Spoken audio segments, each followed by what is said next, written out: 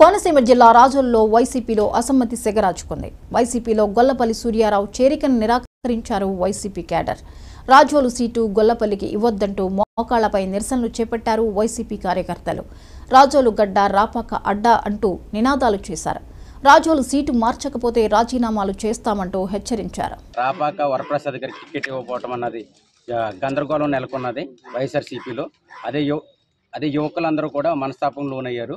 ఇదే విధంగా ఎవరో నిన్న కాక మొన్న వచ్చినటువంటి గొల్లపల్లి సూర్యారావు గారు టికెట్ ఇవ్వడం అన్నది మేము ఎవరూ కూడా ఒప్పుకోవట్లేదు ఆ విషయంలో. కానీ రాజోలు నియోజకవర్గంలో రాపాక వరప్రసాద్ ప్రతి గడపకి వెళ్ళి నియోజకవర్గంలో ప్రతి గడపని టచ్ చేసినటువంటి రాపాక వరప్రసాద్ గారి టికెట్ ఇవ్వాల్సిందిగా కోరుచున్నాం. అదేవిధంగా కార్యకర్తలు ఏంటి యావది మండలంలో కానీ నియోజకవర్గంలో కానీ ఎవరో కూడా మేము సిద్ధంగా లేము ఏ విషయంలో కూడా. అదేవిధంగా జగన్మోహన్ రెడ్డి గారు 175 అవుట్ ఆఫ్ 175 అన్నారు. అదే కనుక వరప్రసాద్ గారు టికెట్ ఇవ్వని పక్షంలో 175 ఉండదు, 174 ఉంటుంది అని చెప్పేసి మొట్టమొదటిగా మేము రాజోలు నియోజకవర్గం నుంచి మేము అడుగుతున్నాం. అదేవిధంగా ప్లేనరీలోనే ఏంటి ఆసరా మీటింగ్ ఏంటి కానీ ఏ విషయంలో అయినా సరే రాపాక వరప్రసాద్ గారు మన జగన్మోహన్ రెడ్డి గారు చెప్పినట్లుగా నడుచుకున్నారు. ఏ విషయంలో కూడా అది ఇవ్వకపోవటం అన్నది అది